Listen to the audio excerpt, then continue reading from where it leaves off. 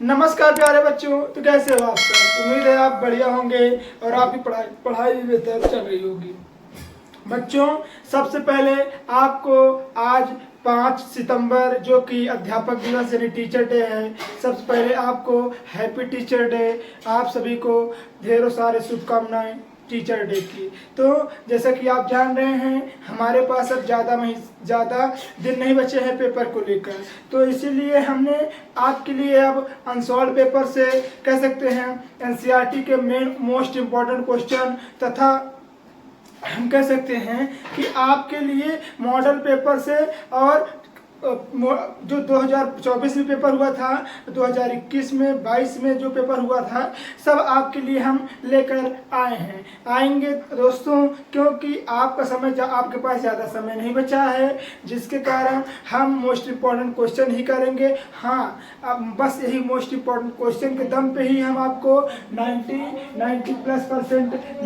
और 90+% दिलवा कर रहेंगे बच्चों।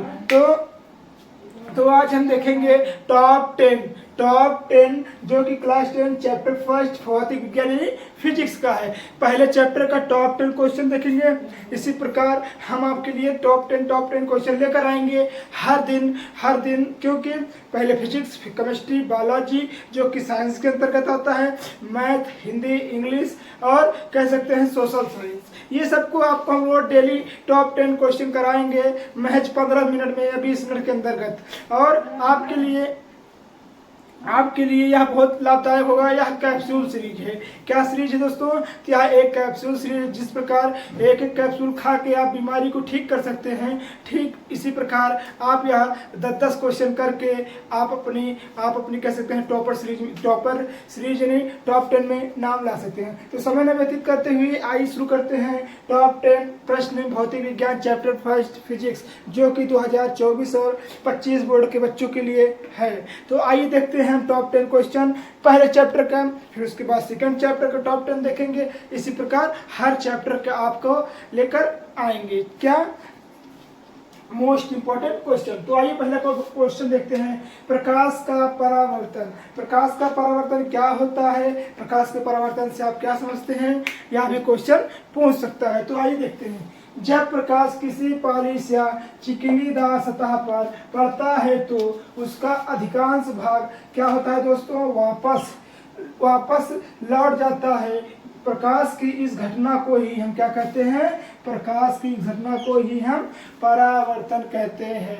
अर्थात हम कह सकते हैं, मान लीजिए कि कोई एक चिकना तल है, जो कि यहाँ देखिए चिकना तल है, जो कि प्रकाश किरण आ रही है। जब प्रकाश किरण इस चिकने तल पर पड़ेगी तो इसका अधिकांश भाग उसी माध्यम में वापस लौट जाएगा जिस माध्यम से वह आया रहता है। तो प्रकाश की इस घटना को ही हम क्या कहते हैं बच्चों, प्रकाश की इस घटना को ही हम प्रकाश का परावर्तन कहते हैं। समझ में आया आपको? प्रकाश की आने वाली किरण जब प्रकाश की चिकने या पॉलिशदार सतह पर पड़ती है, चिकने या पॉलिशदार सतह पर पड़ती है, तो उसी माध्यम में वापस लौट जाती है जिस माध्यम से वह आई रहती है। प्रकाश की इस घटना को ही हम क्या कहते हैं, प्रकाश का परावर्तन कहते हैं। तो आइए देखते हैं, पहला नंबर क्वेश्चन हो चुका है, दूसरा नंबर क्वेश्चन देखते हैं। प्रकाश का परावर्तन हो गया है। अब देखेंगे परावर्तन कितने प्रकार के होते हैं। मेनली परावर्तन 2 प्रकार के होते हैं बच्चों। नंबर 1, जैसे कि आपको पता ही है कि आपतित किरण और इधर देखिए आपतित किरण, यहाँ हम आपको डायग्राम के माध्यम से समझाएंगे, जिससे आपको डायग्राम के माध्यम से हमें समझ में बहुत ज़्यादा आएगा और आप भूलेंगे भी नहीं। तो आपतित किरण, आपतन बिंदु यहाँ है, देखिए आपतन बिंदु तथा अभिलंब इसको कहते हैं। ये हो गया आपतित किरण, आपतन बिंदु तथा अभिलंब, तीनों एक ही तल में होते हैं। देखिए एक ही तल में है ना, तो आपतित किरण यहाँ है, अभी आपतन बिंदु यहाँ है, अभिलंब भी यहीं है, तो तीनों क्या होते हैं, एक ही तल में होते हैं, स्थित होते हैं। नंबर दूसरा क्या है, तो नंबर दूसरा है परावर्तन कोण सदैव आपतन कोण के बराबर होता है। जिस प्रकार जो कोण बनाकर यहाँ आएगी किरण, जैसे मान लीजिए कोण आई बनाकर आएगी तो कोण आर बना के चली जाएगी, मतलब कि मान लीजिए 60 डिग्री का कोण बनाकर आई तो 60 डिग्री का कोण बना के ही जाएगी वापस। तो इसे ही क्या कहते हैं, परावर्तन कोण सदैव आपतन कोण के बराबर होता है। तीसरा पॉइंट क्या कह रहा है बच्चों, तीसरा पॉइंट कह रहा है प्रतिबिंब। प्रतिबिंब क्या है, प्रतिबिंब कितने प्रकार के होते हैं, आइए हम देखते हैं। तो जैसा कि आपको पता ही है, यदि प्रकाश की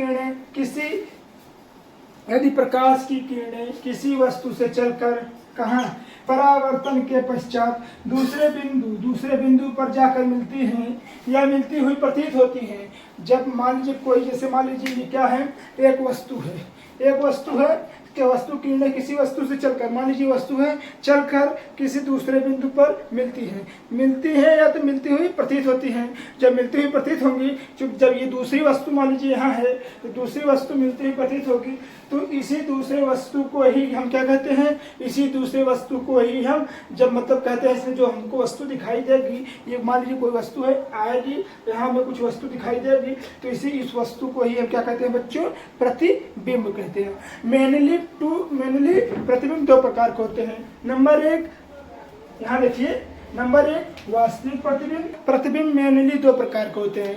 नंबर एक वास्तविक प्रतिबिंब होता है, नंबर दो वास्तविक। नंबर एक क्या होता है, वास्तविक प्रतिबिंब होता है। नंबर दो क्या होता है बच्चों, नंबर दो होता है आभासी प्रतिबिंब। नंबर एक होता है वास्तविक प्रतिबिंब, नंबर दो होता है आभासी प्रतिबिंब। तो इसको आप देख लीजिएगा, वास्तविक प्रतिबिंब क्या है और आभासी प्रतिबिंब क्या है, क्योंकि यह टॉप 10 सीरीज है।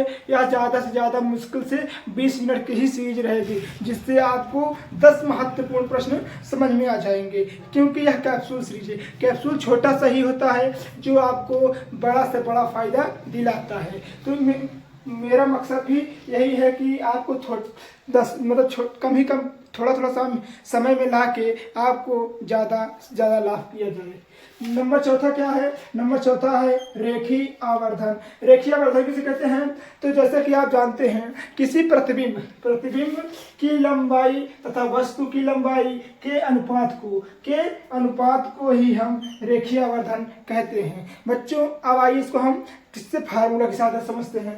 तो जैसे कि आप जानते हैं, प्रतिबिंब किससे प्रदर्शित करते हैं, V से, वस्तु किसे प्रदर्शित करते हैं, U से। तो क्या कह रहा है, प्रतिबिंब की लंबाई तथा वस्तु की लंबाई के अनुपात यहाँ देखिए लाइन खींची है ना, जिसको हम बटन लिखते हैं, तो अनुपात को ही हम क्या कहते हैं, रेखीय आवर्धन कहते हैं, जिसको हम M से प्रदर्शित करते हैं बच्चों। तो जैसे कि आप जान गए होंगे फार्मूला की सहायता से कि प्रकाश की लंबाई तथा वस्तु की लंबाई को ही हम रेखीय आवर्धन कहते हैं। नंबर 5 क्या है, लेंस। लेंस क्या होता है, तो लेंस एक प्रकार का पारदर्शी माध्यम होता है जो कि दो गोली पृष्ठों से घिरा होता है, कह सकते हैं, या तो एक गोली पृष्ठ हो या तो एक समतल पृष्ठ हो, इससे भी वह घिरा होता है। तो इस प्रकार के लेंस को तो घिरा होता है, उसे ही हम क्या कहते हैं बच्चों, उसे ही हम लेंस कहते हैं। मेनली लेंस दो प्रकार के होते हैं, जिस प्रकार प्रतिबिंब दो प्रकार के होते थे उसी प्रकार लेंस भी दो प्रकार के होते हैं। नंबर एक क्या हो गया, उत्तल लेंस। नंबर दो क्या हो गया बच्चों, अवतल लेंस। तो जैसे कि आपको पता ही है, उत्तल लेंस और अवतल लेंस हमने पढ़ा दिया है, अगर नहीं देखे हैं तो जाकर देख लीजिएगा। उत्तल लेंस तथा अवतल लेंस या लेंस बाय राजा यादव सर आ जाएगा, तुरंत आप देख लीजिएगा। तो 5 टॉपिक हमने देख लिया है। अब आइए छठा टॉपिक से 10 टॉपिक। तो बच्चों हमने 5 पॉइंट तक देख लिया था। अब आइए छठा पॉइंट देखते हैं। मात्र हमें यहाँ इस चैप्टर में 10 पॉइंट ही पढ़ना है, जो कि इस चैप्टर से फंस जाएगा।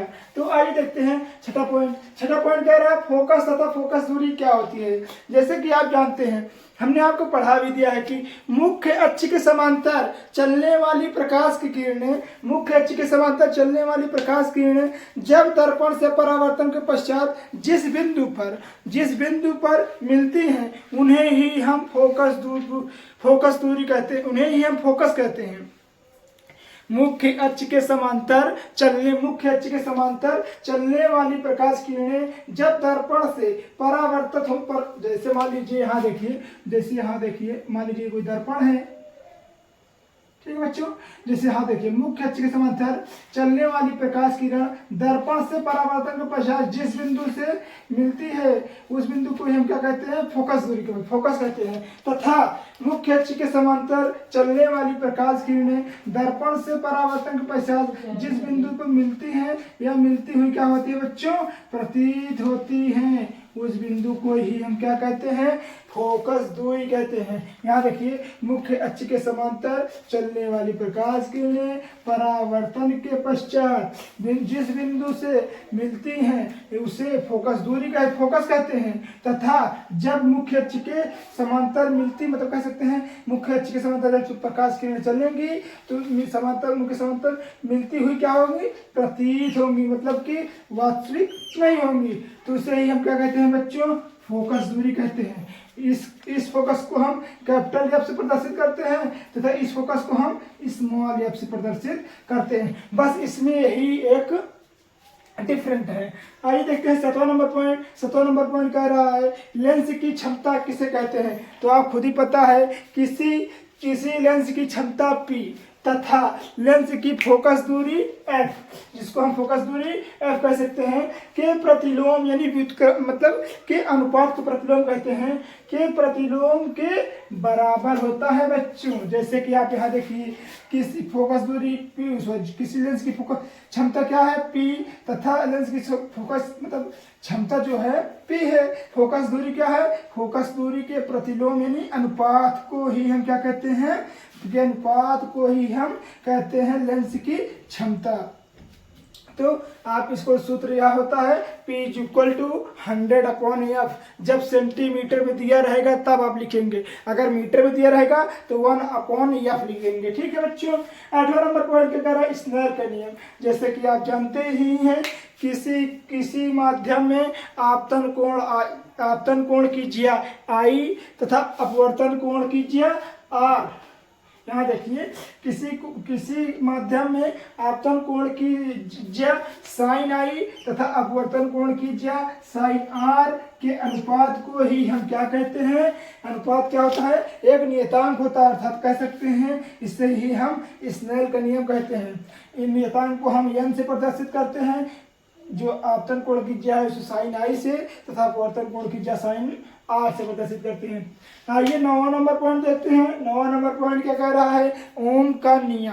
ओम का नियम बच्चों यह मोस्ट इम्पॉर्टेंट टॉपिक है एग्जामिनेशन के दृष्टिकोण से, क्योंकि ये जो टॉपिक है आपके एग्जामिनेशन में कह सकते हैं बहुत बार पूछा जाता है, हर साल पूछा जाता है। जैसे कि किसी चालक की भौतिक अवस्था जैसे ताप, दाब, क्षेत्रफल आदि में परिवर्तन न किया जाए तो देखिए किसी चालक की भौतिक अवस्था जैसे ताप हो गया, दाब हो गया, क्षेत्रफल हो गया आदि में परिवर्तन न किया जाए तो ना हो तो क्या कहते हैं, चालक के सिरों के बीच लगाए गए विभवांतर V तथा बहने वाली धारा I के नियत रहेगा। जैसे कि देखिए, यहाँ देखिए, ये जो R है, R क्या होता है, R हमारा नियतांक है। क्या है बच्चों, R हमारा नियतांक है। तो नियतांक जो R है, तो कह रहा है किसी चालक की भौतिक अवस्था जैसे ताप, दाब, क्षेत्रफल आदि परिवर्तन न किए जाए तो उसके बीच लगाया गया विभवांतर V तथा धारा I के अनुपात को ही हम ओम का नियम कहते हैं, जिसे हम R से प्रदर्शित करते हैं। 9 पॉइंट हो चुके हैं। अब आइए लास्ट पॉइंट नंबर 10 देखते हैं बच्चों क्या है। 9 टॉपिक देख लिया बच्चों, आइए देखते हैं टॉपिक नंबर 10। यह लास्ट पॉइंट है जो कि हमारे टॉप 10 प्रश्न यहीं से आएंगे दोस्तों, क्योंकि हम आपको कोई भी प्रश्न ऐसा नहीं आएगा जो हमारे एग्जामिनेशन से बाहर हो। तो आइए हम देखते हैं पूर्णांतरिक परावर्तन। ये टॉपिक भी वेरी इंपॉर्टेंट है हमारे एग्जामिनेशन दृष्टिकोण से, तो आप इसको भी तैयार कर लीजिएगा क्योंकि यह बहुत बार पूछा गया है। जैसे कि जब कोई किरण सघन माध्यम से विरल माध्यम में प्रवेश करती है तो वो अभिलंब से दूर हट जाती है। प्रकाश इस घटना को ही हम क्या कहते हैं बच्चों, पूर्ण आंतरिक परावर्तन कहते हैं। मान लीजिए क्या है, कोई अभिलंब है, ठीक है, ये अभिलंब है और ये तल है, ठीक है। मान लीजिए कोई मिरर का तल है, ठीक है बच्चों। देखिए मान लीजिए कोई किरण आ रही है, ठीक है, आई, ठीक है, तो क्या कह रहा है कि जब कोई प्रकाश किरण सघन माध्यम, ये कौन सा माध्यम है, सघन है, और ये कौन सा है, सघन है, और ये विरल है। क्या कह रहा है, जब कोई माध्यम सघन, जब कोई सघन माध्यम विरल माध्यम में प्रवेश करता है तो वह अपने अभिलंब से दूर हट जाता है। मतलब अभिलंब से दूर हट जाता है, कैसे हट जाता है बच्चों, यहाँ देखिए, ये मान लीजिए अभिलंब है, तो ये ऐसे चला गया, तो अभिलंब से क्या हो गया, दूर हट गया, तो इस कोण को क्या कहेंगे, आर। तो इसी घटना को, प्रकाश की इस घटना को ही हम क्या कहते हैं, पूर्ण आंतरिक परावर्तन कहते हैं। तो बच्चों आज की वीडियो में बस इतना ही, मिलते हैं नेक्स्ट वीडियो में। अगर दोस्तों आपको वीडियो अच्छी लगी हो तो प्लीज़ वीडियो को लाइक कर दीजिएगा। अगर आप इस चैनल पर नए हो तो प्लीज़ चैनल को सब्सक्राइब करना नहीं भूलिएगा। तो बच्चों मिलते हैं नेक्स्ट वीडियो में, तब तक के लिए धन्यवाद।